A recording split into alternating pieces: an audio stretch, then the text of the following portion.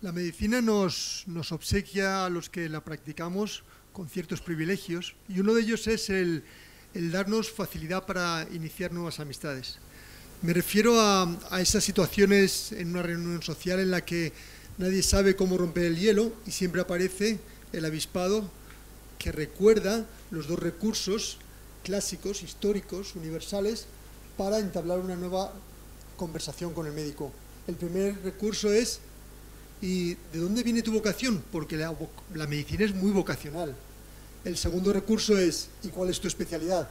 Ahí es donde el médico tiene que estar rápido de reflejos, agarrarse a la primera pregunta acerca de la vocación, porque como confieses tu especialidad, al listillo ya le saldrá ese reflejo de empezar a repasar todas sus dolencias o las de su familia, o si hace falta la de sus amigos, para comenzar con una consulta de a pie y a bola pluma, de esas que anulan la reunión completa y amargan no solo al médico, sino que también al resto de los comensales. Bueno, es después de unas cuantas de esas pilladas cuando decidí empezar a documentarme acerca de lo que era mi vocación. ¿No? Vale. Así busqué en el diccionario de la Real Academia de la Lengua Española y veis que la definición de vocación empieza hablándonos de la inspiración con que Dios llama a alguien a un estado, especialmente al de la religión. También existe, en el tercer punto, como veis, admitida como una definición coloquial, la inclinación a cualquier estado, profesión o carrera. Yo creo que efectivamente me ha gustado el encontrar esto porque de alguna manera nos hace ver que la vocación del médico es una vocación coloquial. Y eso está muy bien, porque yo creo que la Real Academia de la Lengua ha dado un toque de atención, de humildad, a eso que a mí me gusta, que llamamos la clase médica. Somos un poco más coloquiales de lo que pensamos. Bueno, pues cuando entré en este apartado de la vocación, aquí estoy. Lo primero que hice fue pensar en cómo había empezado yo mi relación con la medicina, cómo podía hablar yo de ella, cómo podía hablar de mi vocación por la medicina, porque sabéis que es la mía. Pues creo que una similitud, establecer un símil con la relación de pareja, podía ser una aplicación bastante llevable. Y así comencé por razonar el porqué de mi inicio con la medicina. Es cierto que en la infancia tuve como ejemplo a mi padre médico, mi madre médico, los dos amantes de su profesión y que cultivaban la medicina con ese amor, como si fuera realmente una religión, algo que yo creo que se ha ido perdiendo con las generaciones y que es una pena, porque yo creo que la medicina es un arte que merece la pena una consideración de ese tipo. Esa fue seguramente mi primer contacto, mi primera chispa, diríamos, ¿no?, de vocación hacia la medicina. También mi inclinación hacia la traumatología quiero encontrarla en la infancia, cuando en verano trabajaba con el abuelo en el taller de ebanistería, donde me contagió ese gusto por el trabajo manual, por la artesanía. También el deporte que ocupó mi adolescencia y mi juventud puede que pusiera su granito de arena en esta inclinación, como dice el diccionario, hacia la traumatología. Pero hay algo que apareció más adelante que yo creo que fue un flechazo. Os voy a contar en la intimidad la escena. Acababa yo de terminar la carrera y fui a presentarme ante el que iba a ser mi maestro de traumatología.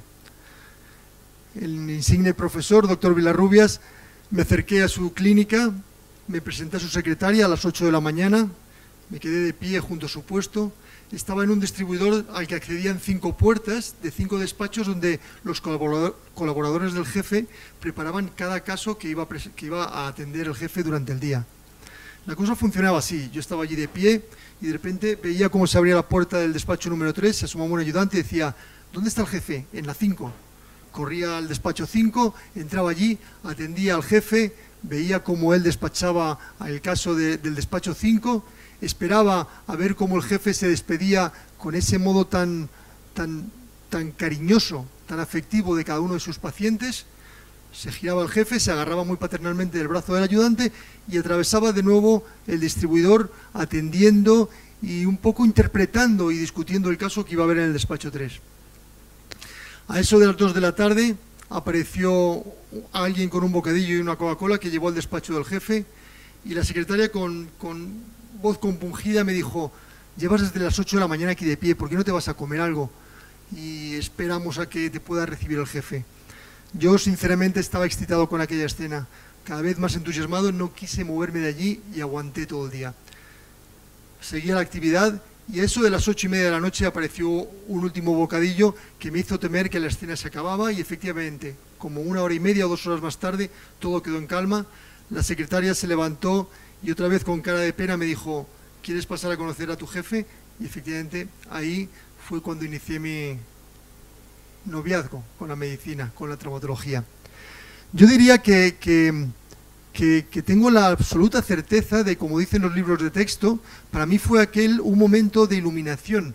Vi con una brillantez intensa que aquel era mi lugar, que yo quería estar allí. No sé explicarlo, sinceramente no sé qué fue lo que me movió aquello. Seguramente era un flechazo, y como todo flechazo no tiene explicación. Seguramente los flechazos son así, son injustificables. Bueno, había iniciado una relación ya de pareja y creo que tenía que empezar a plantearme el hacerla de alguna manera duradera. Diríamos muchos diríamos eterna. Y para eso hemos de rellenar los dos planos de la vida. Un plano que es el racional y otro el emocional. El racional se rellenó por sí solo. En los 6 años que estuve junto a mi jefe, eso iba llenándose de horas y horas. Trabajábamos de 7 de la mañana a 11 de la noche, atendiendo pacientes desde la primera hora y despidiendo pacientes operados a la última hora. Pero te das cuenta ahí de que efectivamente tienes que ir conociendo a tu pareja para ir consiguiendo un imbricado, un hacerte cómplice de ella, ¿no? Ahí es cuando iba conociendo, ya no solo nutriéndome con aquellos casos tan complicados y tan interesantes que acudían al jefe constantemente, sino que empecé a cogerle el gusto a la biblioteca los fines de semana, empecé a cogerle el gusto a aquellos viajes a los que el jefe me mandaba al extranjero para, con cara de jovencito despistado, conocer a los mejores y traerme técnicas o nuevas ideas, cosa que he seguido intentando practicar, efectivamente no con la cara aquella, pero sí intentando mantener esa humildad y ese interés por el conocimiento que yo creo que no debemos dejar que madure nunca. Sí, tenemos ya seguramente estabilizado ese plano de la razón, pero hemos de equilibrarlo con el plano emocional. El plano emocional que en libros de texto definen como la auténtica motivación. Yo creo que el plano emocional es muy importante, sin lugar a dudas, la motivación, como tanto el libro trata. Y en ese aspecto yo juraría que mi experiencia me ha dado 3 pilares en los que basarme para desarrollarla correctamente. Han sido el de saber disfrutar el día a día, el de la creatividad o la innovación, y el de saber, como veis aquí, el saber asumir los errores. Seguramente estamos hablando de relación de pareja, seguramente estamos hablando de cómo mantener una motivación. ¿El porqué del saborear el día a día? Bueno, pues todos sabemos que en una relación de pareja no podemos basarla en una emoción de un flechazo, no podemos basarla en vacaciones espectaculares o fines de semana fantásticos. Es el roce diario realmente el que nos va a mantener sanos, el que va a mantener un entramado correcto en la relación de pareja.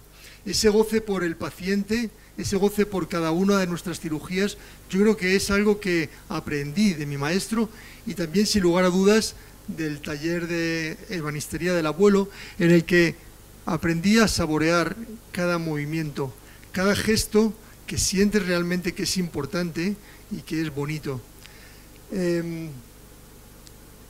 La creatividad. La creatividad es algo que igualmente, si empezamos a hablar de la vida de pareja, valoramos mucho. Yo creo que todos queremos ser sorprendidos por nuestra pareja y queremos de vez en cuando sorprenderla. Se dice de mi equipo que se diferencia de lo normal. Yo creo que sí. Yo creo que tenemos un lema en el equipo que es que debemos salir de la normalidad en la medida de lo necesario. Quiero decir con ello que todo protocolo que vamos a aplicar lo cuestionamos previamente. No nos conformamos con la normalidad. Si nos preguntamos si esa normalidad es mejorable, es que hay que hacerlo. Efectivamente estamos navegando en la medicina, estamos tratando con pacientes, no podemos permitirnos errar, hay que ser audaces, pero siempre navegar con seguridad. Pero de algún modo yo creo que nunca deberíamos olvidar esto, ¿no? Estoy hablando seguramente de la creatividad y en medicina sería más fácil hablar de la investigación. La investigación como aplicación de la creatividad humana a la ciencia. La creatividad humana no deja de ser el efecto práctico de la imaginación. Y ya sabemos todos que la imaginación es la esencia del ser humano.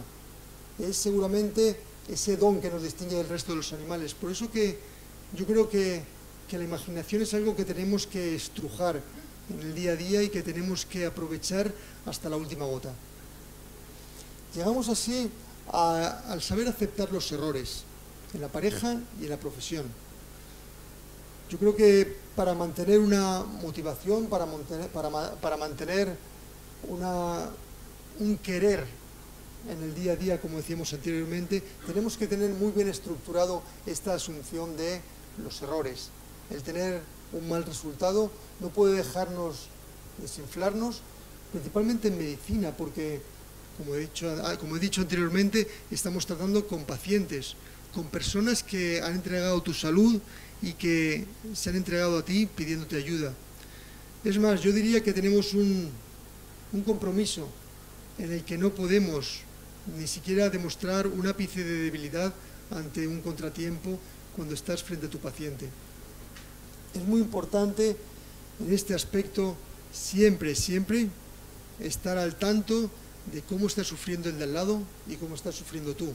Estoy hablando de la relación de pareja, estoy hablando de toda nuestra profesión. Recuerdo cuando empecé a escribir mi tesis doctoral, que me la dirigía mi padre, le pregunté muy ingenuamente, bueno, ¿y si dentro de 3 años, cuando acabemos con todo este trabajo, resulta que no conseguimos demostrar la hipótesis que estamos planteando? Y entonces él me contestó, Angelito, hay 1000 tesis doctorales que han recibido sobresaliente cum laude de graduación sin haber demostrado o habiendo demostrado que no podían demostrar la hipótesis inicial. Todo trabajo científico que acaba no pudiendo demostrar su hipótesis no es un trabajo fallido, al contrario, es un trabajo que por lo que demuestra está limpiando el camino para que tú puedas llegar a lo que querías encontrar. Bueno, pues después de todo este análisis, de todos estos vericuetos en los que me metí cuando empecé a querer analizar pues mi vocación, cómo apareció en la infancia, cómo fui intentando mantenerla viva, cómo fui intentando calentar esa vocación para que me fuera llenando mi vida y la de mi equipo, apareció de repente otra escena que os voy a confesar. Aparece un paciente en mi despacho, un especialista del coaching, y me dice, según se sienta, Villamor, ya sé de qué se nutre la vocación de los médicos. Me quedé perplejo, digo, este tío, ¿a qué viene mí a contarme ahora algo que estoy yo como loco con ello? Cuando me vio ojiplático, siguió el pobre y me dice, del input diario que recibís de cada uno de vuestros pacientes satisfechos. Yo seguía un poco ya descolocado y el pobre quiso aclararme. Tienes que imaginarte que hay muchos profesionales, muchos científicos que se embarcan en un proyecto que a lo mejor dura 3 años e incluso pueden marchar de la empresa sin haber llegado a saborear el resultado, sin haber tenido una compensación motivadora como tantas que tú recibes en el día a día en tu consulta. Uf, ahí ya sí que quedé fuera de sitio.